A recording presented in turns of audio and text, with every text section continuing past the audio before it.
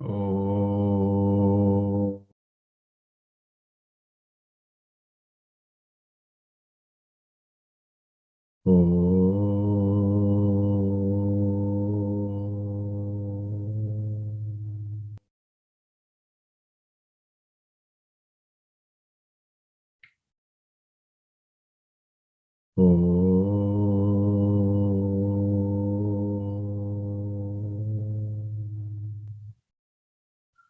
Om Sahana Vavatu Sahanau Bhunaktu Sahaviryam Karavavahai Tejasvinavadhitamastu ma vidvishavahai. Om Shanti Shanti Shanti. Om Samast Jana Kalyani Niratam Karunamayam Namami Chinmayam Devam Satgurum Brahma Vidvaram Satgurum Brahma Vidvaram. Om Parthaya Pratibodhitam Bhagavata Narayanena Swayam Vyasena Gratitam Purana Munina Madhye Mahabharatam Advaitamrita Varshini Bhagavati Ashtadashadhyayani Amba Tvamanusandadami Bhagavad Gite Bhavadveshini Yam Brahma Varunendra Rudra Marutaha Stunvanti Devyaistavai Vedai Sangha Padakramo Panishadaihi Gayanti Yam Samagaha Dhyanavasthita Tadgatena Manasa Pashyanti Yam Yoginaha Yasyantam na vidutsura surganaha Devaya tasmai namaha Devaya tasmai namaha. Om Shri Ganeshaya namaha. Om Shri Saraswatyai namaha. Om Shri Gurubhyo namaha. Hari Om, my humble pranams to all. So in this 15th chapter, we have covered 5 shlokas where the Lord compares this world to an upside down tree. The Lord, who is the Supreme, is the origin of this universe, and all of us are branches, which means we are all one because we have all come from one root, one origin. And the Vedas are the leaves which nourish this tree, which nourish our life. So that's why the study of Vedas, Upanishads helps us in our life, in practicing the right actions, and also dharma, adharma, and also the evolution through upasana, through right knowledge. And then Bhagavan also told us that this world, like a tree, has very strong roots. Suvirudha moolam. And it binds us. So what do we do? Asanga shastrena dredena chitva. Having cut this tree of samsara, which is holding us, cut does not mean you get rid of the samsara, but understand that the samsara will always be there, but I am separate from that because I am the supreme consciousness, and this world will be there. But a wise person, having detached himself or herself from this world, then tatah padam tat parimargitavyam. Bhagavan says, then he seeks that highest goal, yasmin gatana nivartanti bhuya, and that is the ancient, that is the origin of this universe. Tatah pravritti prasrita purani. From there, the all this universe has started. And then Bhagavan Sri Krishna also tells us about Nirmana Moha. What are the qualities which we know as Sadhan Chatushtaya? Absence of pride, arrogance, and so on. And Adhyatma Nitya, and always be established in this knowledge. And that is very important, that one should not get away from this knowledge, not only on Sunday morning from 11 to 12:15, but this should be my constant understanding. Adhyatma Nitya Vinivritta Kamaha. Again in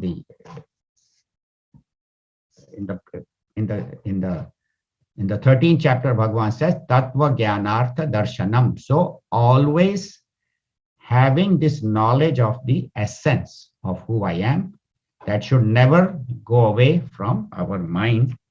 And having practiced this, then one becomes free from all joys and sorrows, heat and cold, success and failure, which will be there, but I will be able to rise above that. For that, one needs single pointed knowledge in this direction.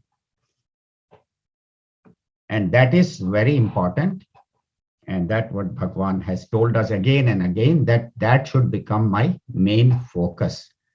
Mayyeva man adatsva may buddhim niveshaya. In me alone, put your mind. But our mind gets attached to so many things. Bhagavan says, leave all of them and put your mind in me alone.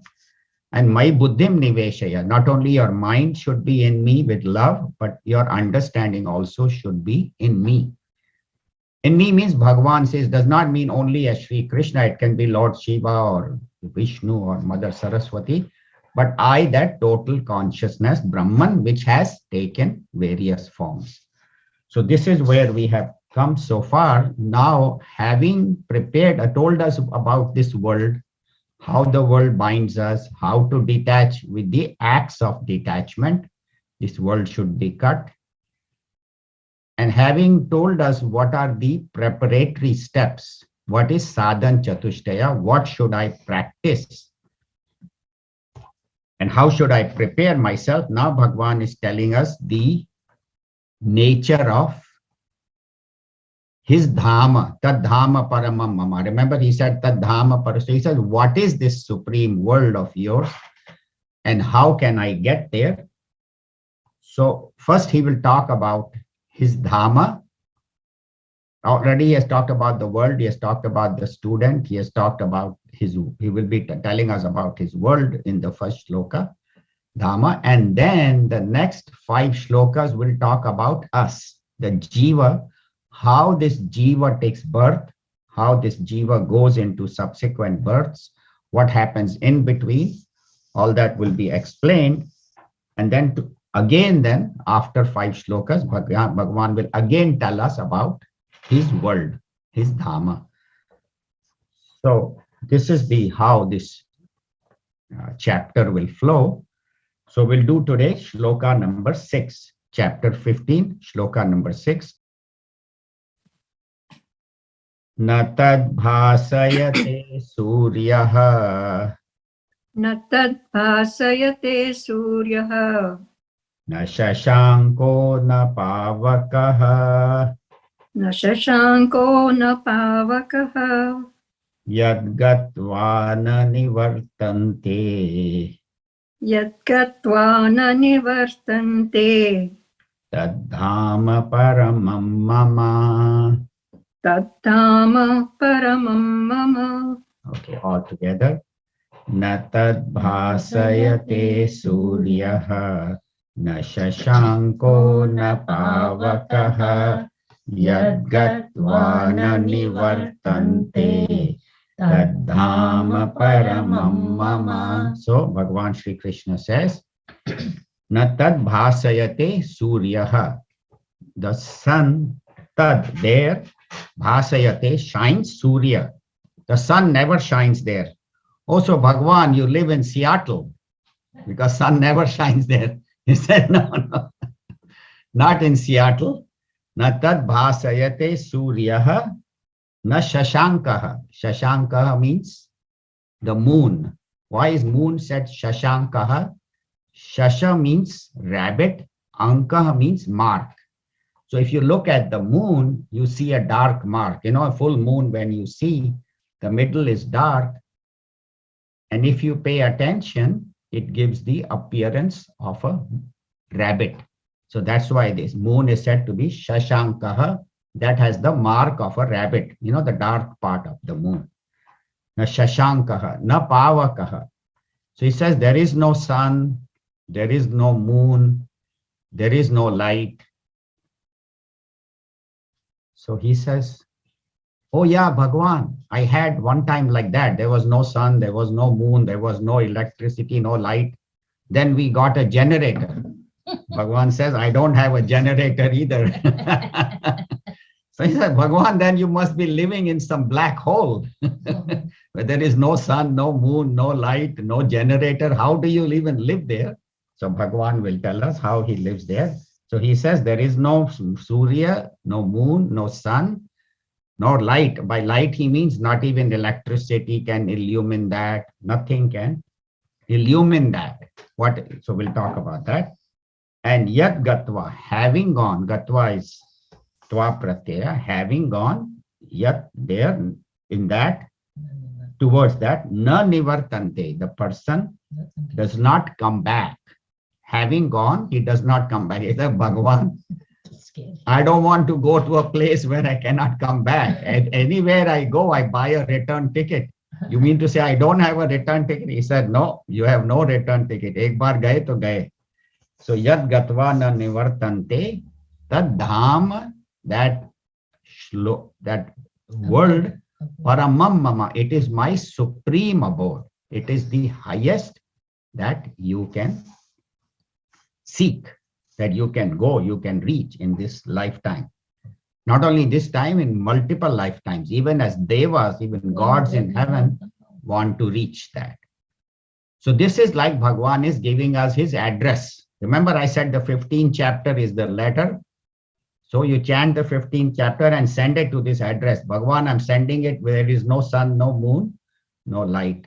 What he means is that what we chant at the end, you know, when we do the arti, na tatra suryo bhati na chandra tarakam nema vidyuto bhanti kutoyam agnihi tameva bhantam anubhati sarvam tasya bhasa sarvam idam vibhati.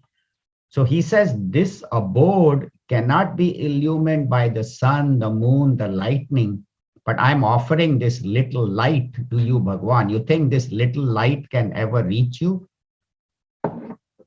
So what the devotee is saying that, Bhagwan, it is because of you, all of them are illumined. The sun, the moon, the fire, the electricity, whatever we see in this world is illumined by you, gets their light of illumination by you. And Gurudev in his commentary says that how are we able to perceive the sun? Because I have the eyes. And how are the eyes able to see?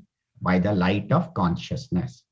So it is the light of consciousness that illumines my mind, illumines my eyes, so that I am able to see everything. In the sunlight, in the moonlight, I'm able to see the, you know, the tree, the lake, the water. And in the electric light, I am able to see my house, my world. So it is that light of consciousness because of which everything is illumined. And without this light of consciousness, if this body is lying, when there is no consciousness, the sun may be shining in this person's eyes, the moon may be there, electric light, but this person will not be able to perceive because he's gone. You know, we say he's gone, dead and gone, because there is no more light of consciousness. So that is what is indicated by that the worldly lights cannot illumine that because they get their energy from that. That's why in Drigdrishya Vivek Shankaracharya ji says it, that forms are perceived by the eyes. Eyes can see the forms. Forms cannot see the eyes, right? My table cannot see me. Now the eyes are known to the mind and intellect. So mind and intellect can tell, okay, my eyes are hazy, now I need glasses, or whatever, my eyes are hurting.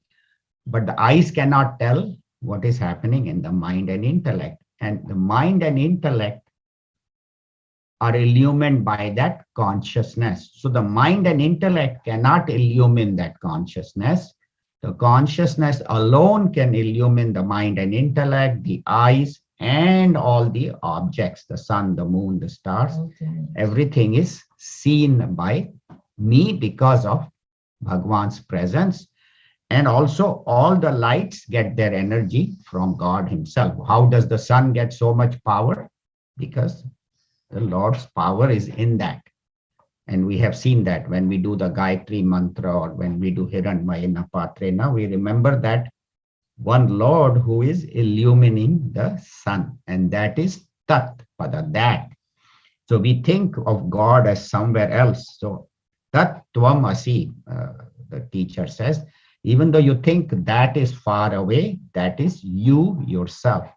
So I am not separate from that. So that is the idea, that the sun, the moon, the stars, everything is illumined by you. And yat gatva na nivartante. So if I go there, I cannot come back. And Bhagwan says, you cannot. So Gurudev has said it very beautifully. He says, once you have moved in this direction, you will not want to come back, because the joy of the spiritual path is so beautiful, so supreme, that nothing in the world will compare with this joy. Then the joy of party, eating, drinking, it is there. It's not that you will become a sadhu, but you will realize that none of this can compare with that. And those who are serious on this path can all vouch for that, that this is the highest. And also what it means, as Gurudev says, that having woken up, will I go back to my dream? Like in my dream, I had a wife and 4 children. And when I wake up, will I start crying for them? Oh, my wife is gone, my children. No, because I know that that was a dream. Or I was a millionaire in my dream. And when I wake up, I find I'm not a millionaire. I'm an ordinary, I have a small house. I won't say I want the millions of dollars from my dream to come, because I know. So similarly, a person having woken up, then no longer goes back to this world of ignorance. He continues to function in this world. It's not that he gives up the world, but he realizes that this world is as real as a dream. And it is said very beautifully that, like Gurudev says, a beautiful singer, once he has learned music, he's not going to sing out of tune. Or a person who has studied a language will not be speaking in the wrong way. So having woken up, then this person will no longer go back to his old ways of ignorance, how we live in our ignorance. But a wise person, out of compassion for us, gives this knowledge. But he or she knows that this world is temporary, it is an appearance, and my world is higher. In fact, there is no going, even though say yat gatva, having gone, but what Bhagavan says very clearly, that is you alone, having woken up. So it's not there is anywhere to go or anything to do. It is just to wake up and understand that is me. And this light has been described by various masters, how their experience is, and I'll quote a couple of them. So Saint Augustine was a great saint of the Middle Ages, and when he attained this enlightenment, it's very beautiful paragraph, but I'll summarize. He says, "Oh Lord, you have guided me towards inward into the essence of my soul." So it is, he says, God, you have taken me, and there I've experienced this light which is higher than my intellect, which is higher than everything. And it is so bright, but it's not blinding. It is a very soothing light, and it seems to occupy the entire space. And my whole mind and body is just illumined. So he felt that. He felt that is the light of consciousness.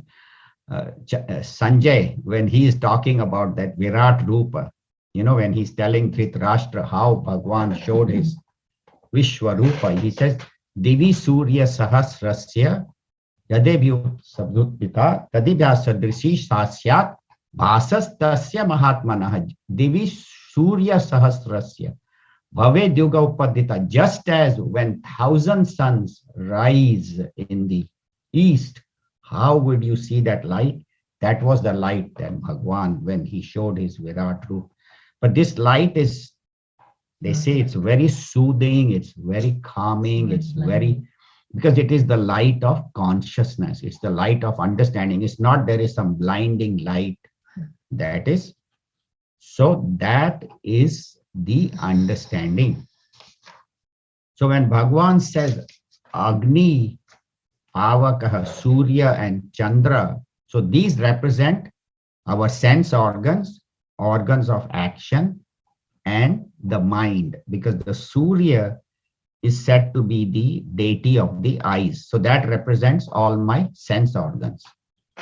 Agni is the deity of speech. So represents all my organs of action, hands, feet, speech, and all that.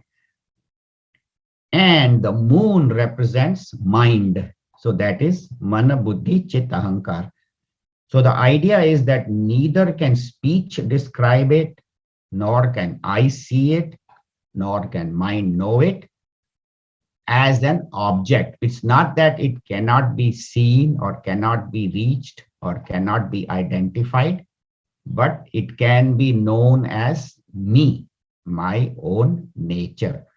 So it's not that God will appear, even though in the Puranas they say God appeared as Brahmaji or as Lord Shiva or as, whoever, Vishnu and all. But it is as in Dhruva, when Bhagwan Vishnu appeared before him, he experienced God within. And then he didn't need to open his eyes and see Lord. And Bhagwan had to put his shank on his cheek. He said, open your eyes, I'm standing right in front of you. He says, it's okay, I don't need to see you because I have already found you within. There is a very beautiful song, Kahan kahan dhoonde tujhe, Natkhat Krishna Kanaiya. Se dhoonda to kahan mile, Nirmal Nischal man mein. In a pure mind that is undisturbed, a peaceful, pure mind is where Bhagwan can be seen.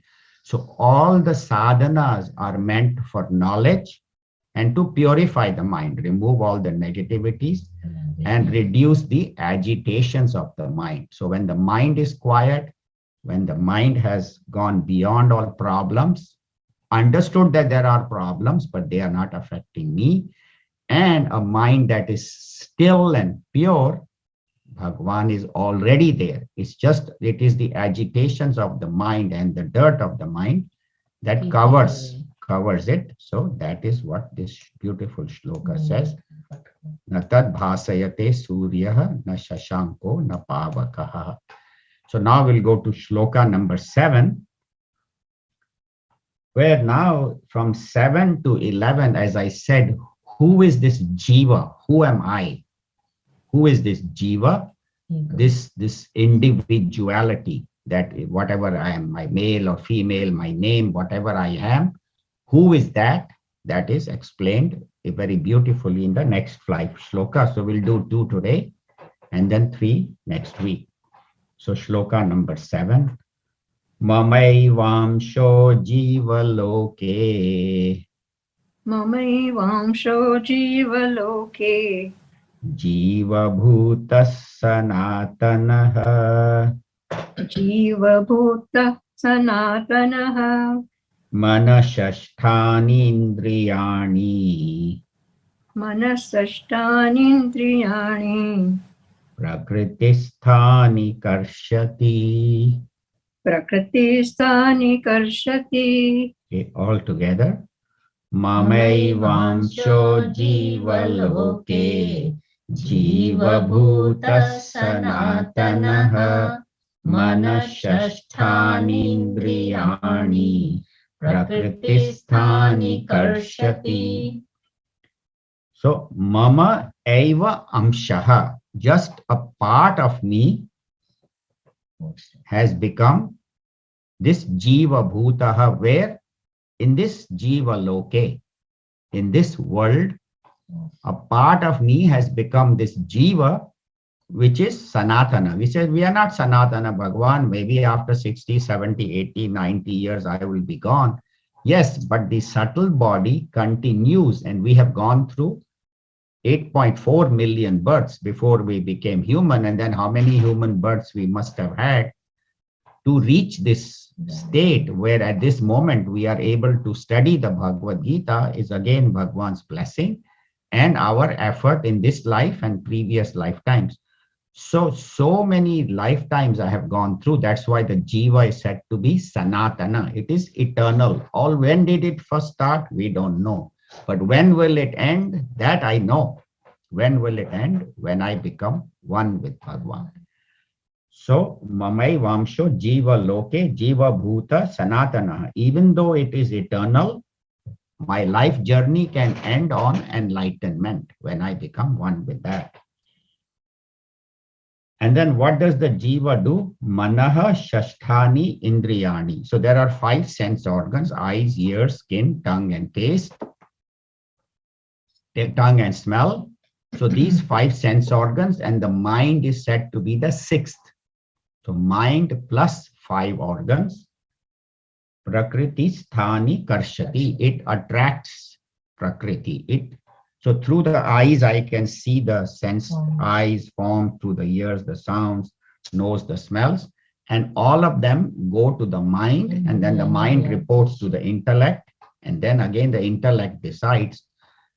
So these sense organs, along with the mind, are taken by the Jiva, and this 7th shloka will continue in the 8th shloka. So the first line of the 7th shloka I will cover, and then we'll chant the 8th shloka and then cover the 2nd line. So the 2nd line of the 7th shloka is connected with the 8th shloka. So Mama Eva Amshaha, just a part of me. You say, wait a minute, Bhagavan, didn't you say this Brahman is Nishkala, cannot be divided? Now you are saying a part of me. How can you become a part? How can you become a part like that? You cannot be divided. So the masters explain that just as space cannot be divided, space is one, but we divide it. We say, okay, this is my house and that is my neighbor's house. So we divide, or this is my living room, this is my bedroom, this is my kitchen. So we think we are dividing space, but space cannot be divided. Space is one. So when you break the wall, it's not that now, if suppose the walls break and I'm building a new house, it's not that my house space has now become one with the total space. House space was always one with total space. It was our misunderstanding that this is my house and that is your house. Actually, there is only one space. So similarly, this one consciousness, Bhagwan, appears to be divided in so many. You say, oh, there are 7 billion people.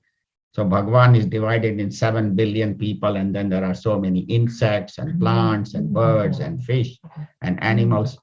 So it is as if Bhagwan is, that's why Eva in the next shloka he will say, also many times he has said, Eva means as though. It is not really divided. It appears divided because of conditioning. Just as space appears to be divided because of the wall. The wall is the conditioning of the room, which divides my room from the total space, but actually there is no division. So our body is that wall which divides me from Bhagavan and me from others, but actually consciousness is everywhere. There is no division. It is everything is in consciousness. So consciousness is inside, outside, everywhere. And that understanding, then we know that, like Gurudev also says, like the sun or the moon, when it shines in a lot of buckets, it appears to be in so many buckets. But when the water dries up, we say, where did the moon go? The moon went back. Actually, the moon never came anywhere. Moon was always there. but in the bucket it was reflected. And then when the bucket dried up, the moon as though went away.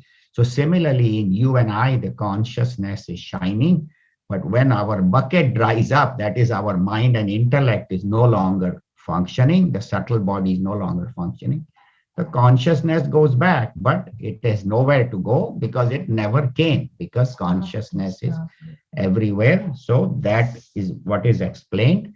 And also here Bhagwan is telling us that Jiva Brahma Aikyam, that I am not separate from God. God alone is appearing everywhere. So Jiva Brahma Aikyam, that is explained in this shloka. So when we say, oh, God is in all of us. So we say from tomorrow, you know what, God, we are making our own world. We don't want you. Majority is saying there is no God. You can't do that. You can't separate yourself from Bhagwan. You might say, oh, majority of us don't. Religion does not go by majority vote. It's not that the majority voted, so they say there is no God. Nowadays, people are questioning, youngsters, there is no God. What God? It is all just Big Bang and all that. Oh, where did the energy for Big Bang come from? They don't have an answer, but they think that science is everything.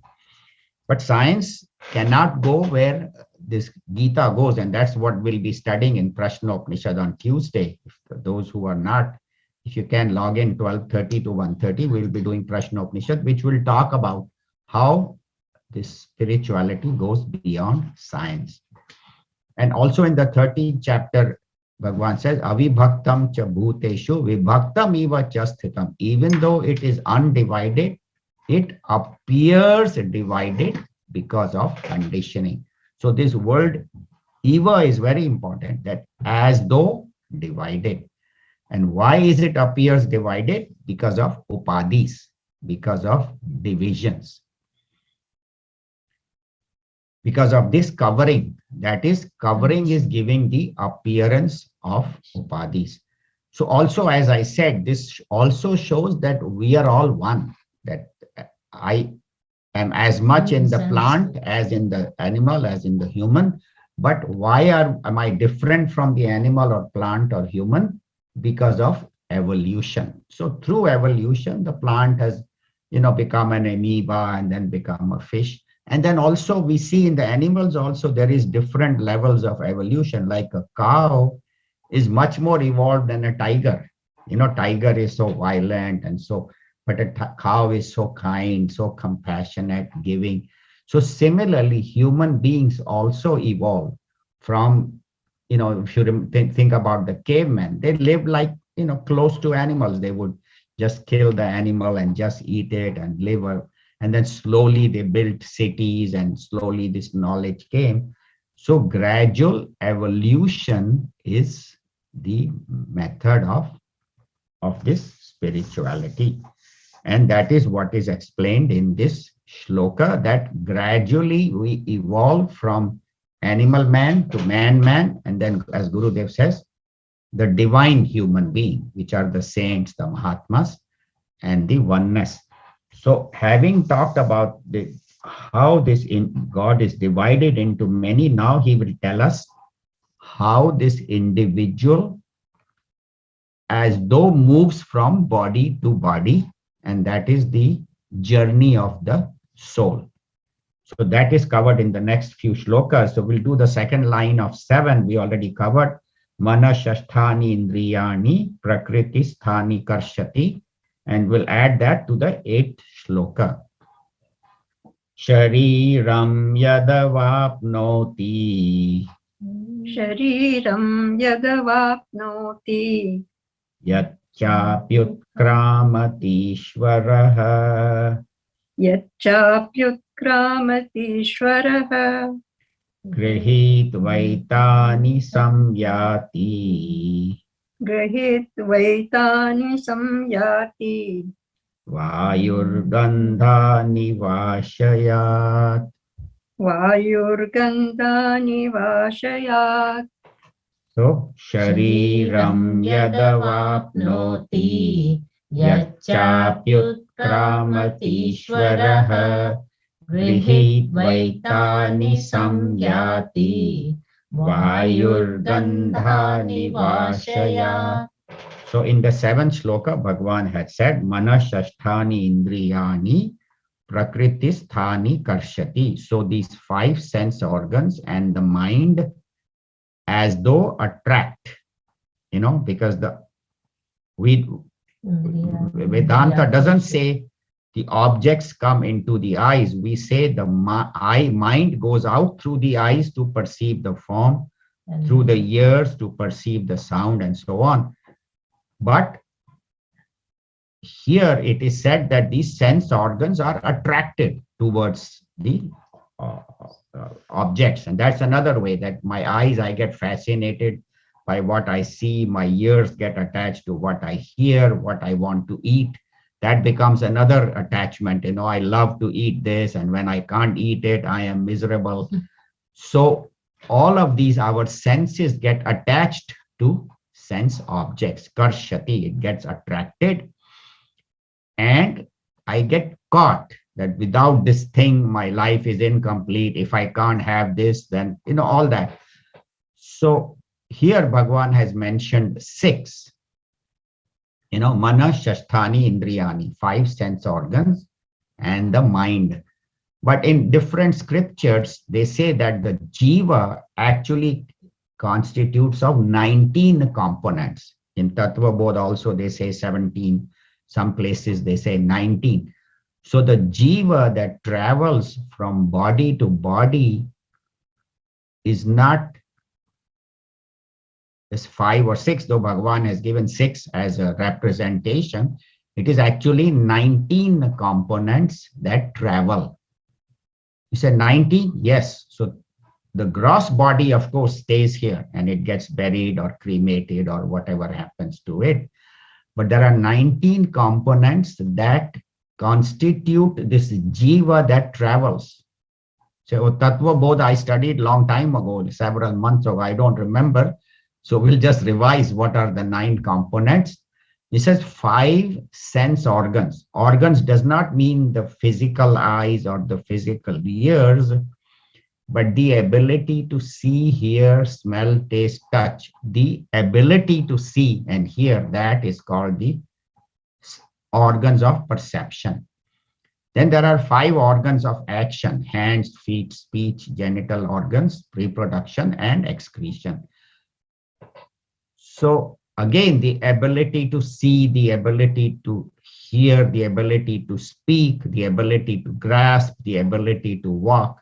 So the 5 organs of action represents the 5 abilities to function. So that became 10. Then 5 are the pranas. Prana intake is prana, excretion is apana.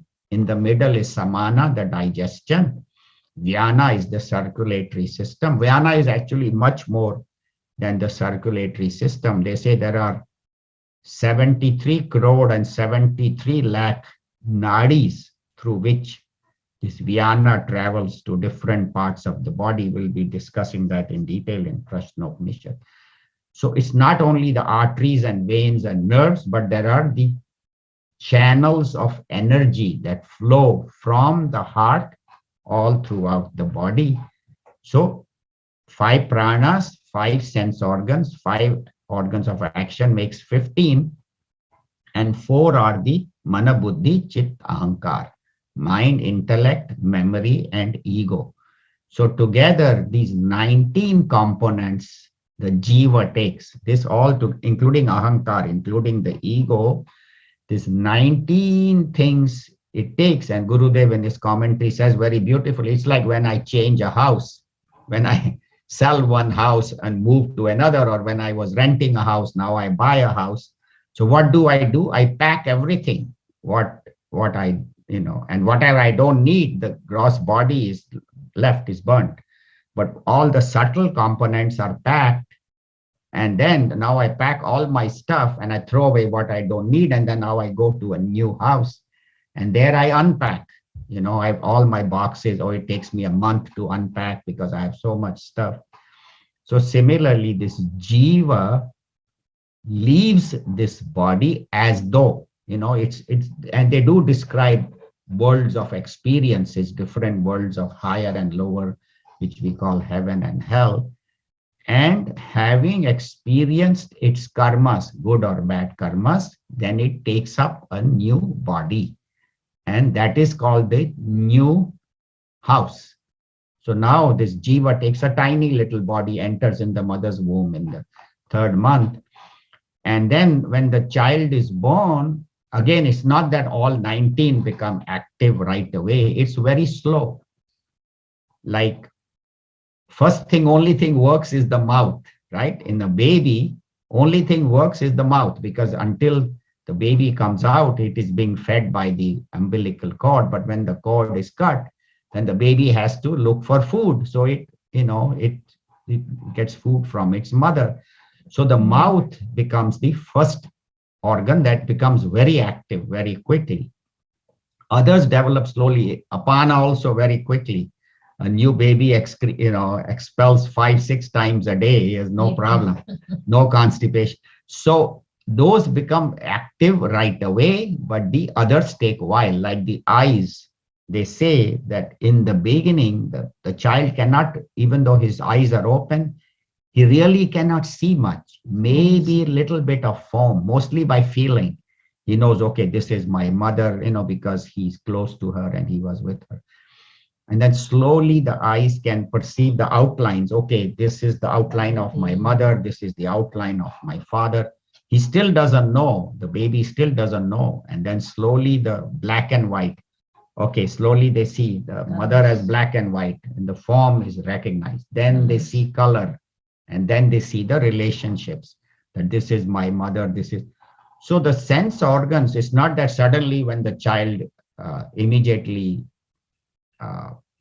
takes birth, all of them become active. Slowly, just as when I unpack, I don't unpack all my boxes right away. I unpack what I really need, the kitchen first. And then others, dhire dhire ho jayega. So similarly, this unpacking and packing happens very, very slowly. Same way at that when our body, when we are getting older, our sense organs slowly get weaker. Eyes cannot see that good. I get cataract. My hearing goes, then I need a hearing aid. I cannot smell that good. I cannot taste. I cannot walk. So slowly the sense organs get packed, and then in a new body, now I get a brand new body. Aha, brand new little baby, all the organs unpacked. So this packing and unpacking happens slowly and gradually. I mean, rarely, of course, a sudden death, somebody had a car accident and young man dies or they get a heart attack, that's different. But in majority of the people, it is gradual packing and unpacking. And the interesting thing is that the jiva, even though when it is leaving the body, cannot be seen, even though people who are very perceptive and spiritually evolved can tell that the jiva has left. But for most of us, the body is there, right? This person is very sick and terminal, and you close all the doors and windows, and then you pack, put a big cellophane bag all around. And around his ventilator and around the IV, there is a plastic bag, thick surrounding. Jiva has no problem. When it wants to leave, it leaves. You can close as many doors, as many windows, do whatever you want. But when time comes, I'm done with this body. So whatever our prarabdha karma is, when it is done, then this person leaves. So that is called Shariram yada vapnoti yachapi utkramati ishvaraha.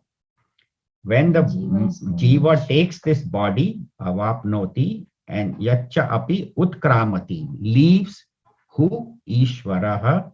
We chanted this, right? Yeah. Grihitva, having taken all these, etani samyati, it goes, vayur gandha niva gandhani iva ashayat, as though Vayur Gandha ni iva ashaya, just as the wind, when it goes over flowers, it takes the fragrance of the flowers. So similarly, the jiva, whether it is taking up a new body or giving up a new body, it moves, taking the vasanas with it. That's why vasana in Gujarati and in many languages said to be fragrance or smell. So just as the fragrance of the flowers, ashayat means from the base, from the flowers, vayu, gandha, just as the air takes the fragrance of the flowers and travels. That's why you see some beautiful flowers and you are standing near and you can smell, Raat Ki Rani and all, you are standing, it's such a beautiful fragrance. So similarly, the jiva takes its fragrance of vasanas. Now the vasanas could be fragrant or could be foul smelling. I could have good tendencies or bad tendencies. That's why some places you go and there is some rotting thing there. You say, it doesn't smell good. So similarly, an individual could have good vasanas or could have negative tendencies. So all those are carried by this jiva and taken to a new body. And the kind of new body I get, as we have mentioned, is based on my vasanas and based on my karmas. So why do I have a particular body? Why do I have a particular place to be where I was born? What parents? All is determined by me, not by Bhagwan. He's not standing and saying, okay, you go to Africa and you go to America. No, it is my own karmas and my own desires that I choose. And then it is said to be Ishvara. Ishvara does not mean God, but what Bhagwan in the 13th chapter, he says, Kshetrajnam chapi mam vidhi sarva kshetreshu bharata idam shariram kaunteya kshetram iti abhidhiyate.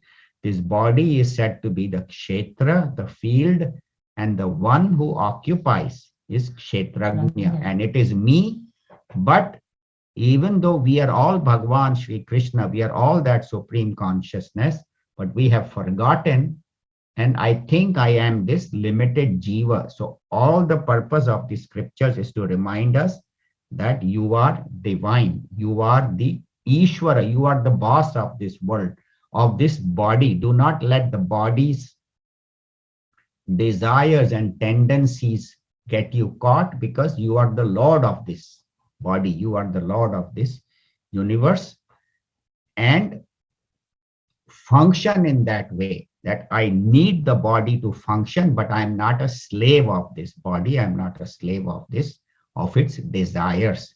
That's why he says Ishvara. So be the boss, do not be a slave. And then Mana and Indrani, another commentator, explained it very beautifully,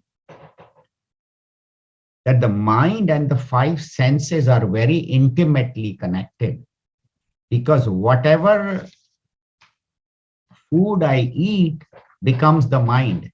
They again in Tattva Bodh we studied that the subtle part of the body food becomes the mind. Sorry, the subtle part of the food becomes the mind and the five, the Mana, Buddhi, Chitta, Ahankar. The gross body, becomes the organs of the Rajasic portion of the food. The Sattvic portion becomes the Antakarana. The Rajasic portion becomes the organs of action and the pranas. And the Tamasic portion of the food becomes this gross body. So whatever I eat determines my mind, but also my mind determines whatever is happening to this body. There is a very close connection. So say if I have anger towards somebody and long-standing anger or long-standing anxiety or it will affect the body too. It will affect what is happening to the body. So the mind affects the body as much as the body affects the mind. That's why they say anger is very harmful, maybe to the other person, but more harmful to the individual himself. I know of one late girl who was a lady now, who was molested as a child. And she even told her mother, but the mother didn't believe, because the uncle who was molesting was very, very respected. And so her whole life, she grew up with anger towards the mother. And even after the mother died, she's still angry because of what happened. And as a result of this anger, she has all autoimmune problems, skin problems and, all this scleroderma. So they say the mind that is quiet and peaceful can overcome these problems. So the problems come because of constant anxiety, constant anger, constant disturbance. So they say, how do you quieten the mind by thinking of others. When I think of others, when I am becoming unselfish, when I see the oneness, when I see the love for others, then slowly that mind becomes quiet, mind becomes calm, mind becomes peaceful. So that is what, and on the other hand, a mind that is very selfish, that is very self-centered and always acquiring and possessing, then the pranas of this individual get depleted. Because when I am just desiring, possessing, wanting outside, so the prana shakti of this individual gets depleted, and then all physical problems come. That's why they say that suppose there is 10 people get exposed to a bug, one person gets so sick he dies, five get very sick, four hardly get sick, and one doesn't get sick at all. So it is because of the immunity. We say, oh, the science, it is because of immunity. This bug came, this person was not immune, he died. This person was less immune, got sick, and this person was more immune. But actually, they say a lot of this immunity is connected with the mind. If your mind, mental state is strong, and if it is peaceful, then even physical problems do not affect such an individual. So that's why mana, shasthani, indriyani, mind and the body and the world are very intimately connected. And because my mind is one with the total mind, so whatever I think, I spread out into the world. That's why one person's anger can create so much havoc. See what is happening in Ukraine. One person is causing so much misery because of the violence. So that's what they say, that the mind that is peaceful will become a saint. A mind that is calm, that is peaceful, that is loving. And that's what we see in the lives of saints. But a mind that has anger, violence, hatred, then it creates havoc for itself and for others. So that's what they say in the meditation. We have talked many times. You take the mind away from the senses, away from the thoughts, away from the ideas, and connect to God's presence within. So that is what he's saying, that a part of me became this world, this jiva. And then what does the jiva do? In this life, it collects all its sense organs, experiences the world, abides in this. And then when it is time to go, it collects all that, all the 19 elements, leaves the gross body behind, experiences different worlds, and then takes up a new body based upon its karmas, but it takes the fragrance of its vasanas. So whatever my strongest vasanas, my strongest desires are, will be carried by this individual, by the karma. And where does the individual go? Where is my abode? So Bhagavan says, my abode is where there's only knowledge, only consciousness, and the sun, the moon, the stars, and the lightning and the electricity cannot illumine, because it is me who illumine everything. Whatever energy you have, even the energy that we have, the ability to walk, talk, everything is given by Bhagavan. And he says, Yad gatva na nivartante. Once you have reached my abode of wisdom, then you never go back to the ignorance. That's why they say, oh, how about if I attain enlightenment, will I forget, or will I have to take another birth? To know, once you have attained, you will always be in that.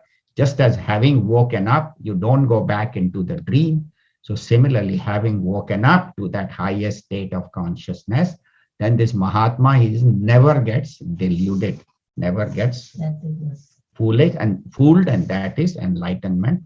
That is the state of wisdom, and that is what Bhagavan says. That is what you and I, we should strive for. We should strive to reach that state. Again, reach again does not mean somewhere far away, but this knowledge is meant to wake us up. That's why Vedanta is said to be the Vedant Kesari, the lion. Just as a lion in the dream wakes us up, similarly, this knowledge given by Puja Gurudev and all the other acharyas is meant to wake us up to our state of consciousness. So this is beautiful. And then next week, we will continue this, what happens to this jiva when he goes through the different worlds and why different people have different outcomes. So we'll cover that next week. Why is one person happy, one person unhappy, one suffering, one not suffering? So all Bhagwan has explained. So we'll do that next week. Another beautiful thing Gurudev has said Thoda is, jor se bolo. is Jiva is called as Ishvara because it resides in this body, and like a Lord, it orders different functions. The digestion and all that function that are there are because of this Lord which is residing in us. Right. Yeah, so that was a beautiful point, I thought. Right. Why, people ask why he is called Ishvara. So Gurudev has explained very well in here. Yes, thank you. So I decide what I see, what I hear, where I go, what I eat. So all that is decided by this jiva, which is Ishvara. Thank you. Anything else? Any other points anybody has? Beautiful. Kusum, go ahead. Guruji has given beautiful 7 points on, you said how the jiva travels from one body to the other body. So he gives the traveling tips. So the 7 tips that he gives is, first is minimize the possessions. Sorry? So he says, don't allow to carry this, because we are only allowed to carry the subtle body with us. So don't spend all your life pampering your gross body, collecting things, hoarding possessions, making and breaking relations, because we have to leave them all except the subtle body. So he said, minimize possessions. Second, he says, travel light. Don't burden the mind with attachments, likes, dislikes, prejudices, and so on, making departing more difficult and clutter our next life. So just cut down. Third, he says, pack the best. The results of when good and bad actions go with us. So we should pack with the good actions only. So to do the best now. Fourth, help fellow travelers. So share your best and extend your helping hands like a service. Fifth, he says, enjoy the journey. Don't just sleep through or overdo any actions. Look around, look the divine manifestations that we studied in chapter 11 and 10. He said, look his divine presence and also feel his presence throughout the journey in every act of eating, sleeping, waking, and working. And feel his special blessings during difficult times and his grace in the good times. The sixth one, he says, learn from the journey. Birth and death and life are the best teachers. Every test in life teaches us important lessons, and every situation also teaches us. So keep learning and growing. And the last one, he says, learn about the journey. Why am I here? What is this life? So he says, learn from the noble souls, and the best travelogue and the guide on life is the scriptures about birth, death, life, and the final destinations to life.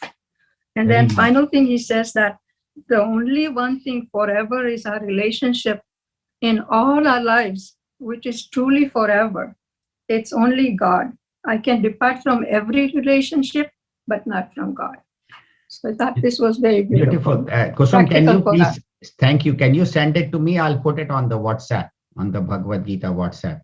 Sure. It's very nice. If you I have like it. that. Yeah, we like to have that. Yes. Yeah, I'll put it on Very the nice. WhatsApp Yes. so everybody can Thank watch. you. Thank That's you. Guruji's blessings for us. Swami Tejomayanandaji. Thank you. Yeah, we'll put it on. Thanks. Very nice. I wanted to ask about those 19 points you made, like 5 sense organ I wrote down, but what were the other 14 points? Okay, so 5 are the sense organs. Right. 5 are the organs of action. So it's action means the ability to hold, walk, talk, excrete, and all reproduce. 5 organs of action, 5 sense organs, 5 pranas. Prana, apana, samana, vyana, udana. So 5 pranas, that's 19.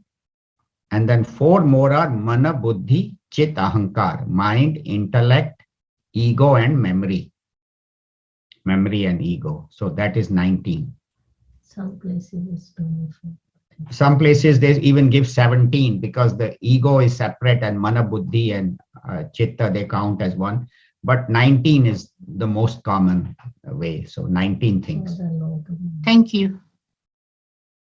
I think in Vivek Chudamani, Bhagwan Shankaracharya ji counts also the 5 elements and also the avidya, karma and kama.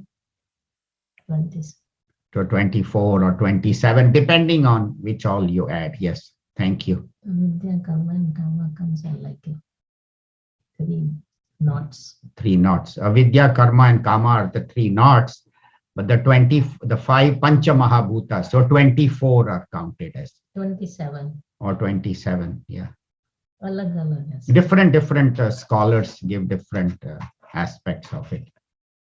Anything else? Satish Bhai, you have anything else to add? Any questions?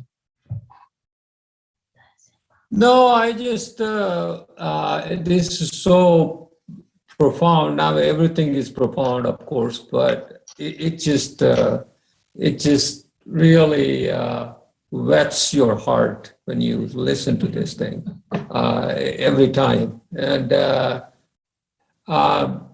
like the first sloka, when he talks about where he is, if in the 7th chapter, he says that he is the string that holds the necklace. Mm-hmm. And so it is so beautifully explained and so simply explained, yet we have a hard time understanding that everything and everyone we are connected to as one. We are the essence. But it's just so beautiful. I just can't say much more than that. It's just very profound. Mm-hmm. Yeah. Rasohamapsu, I am the taste in the water, Prabhasmi Shashi Surya Yoho, I am the light in the sun. Again and again, Bhagavan says that see me, I am the taste in the water, I am the beautiful fragrance in the earth after rainfall, I am the light in the sun and moon, I am with you at all times. Yeah. But we exactly. still say, I'm searching for Bhagavan, where is he? Exactly. I am you and you are me, but still. Right. No. So simple yet so difficult for us to grasp. Thank you. And so that's the mind that plays these tricks, where he said that, mind could be your best friend or your worst enemy. And so. Today in the Chinmaya Gokul, Gurudev says, he who seeks happiness outside himself will never find satisfaction. It is an illusion to think that more comfort means more happiness. And there's a picture of a carrot running after. So I'll put that also on the WhatsApp. Today we can put. So those who are not getting Chinmaya Gokul, we can put. It's very nice.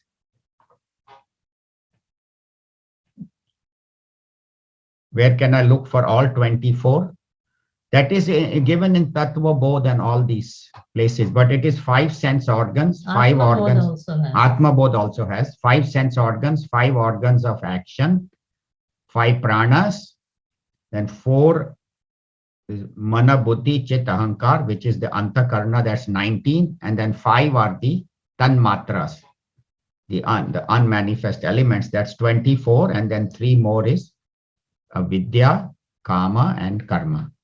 Ignorance, desire, and action. So that is 27. If you want, you can write down. 5 sense organs, 5 organs of action, 5 pranas, 4 antakarna, mana, buddhi, chit, ahankar. Then 5 tanmatras, they are the subtle elements, 5 elements before grossification. And then avidya, kama, karma. So ignorance, desire, and action. So that makes 27. Thank you. 24, again 27. Some again people keep 19, 19. 17. So Yeah. every, you know. Yeah, but places. the idea is that all these subtle elements are carried. And that is, so again, it's how they divide. It's not that one is more right than the other. Yeah, Jagu, go ahead. What is Tanmatra?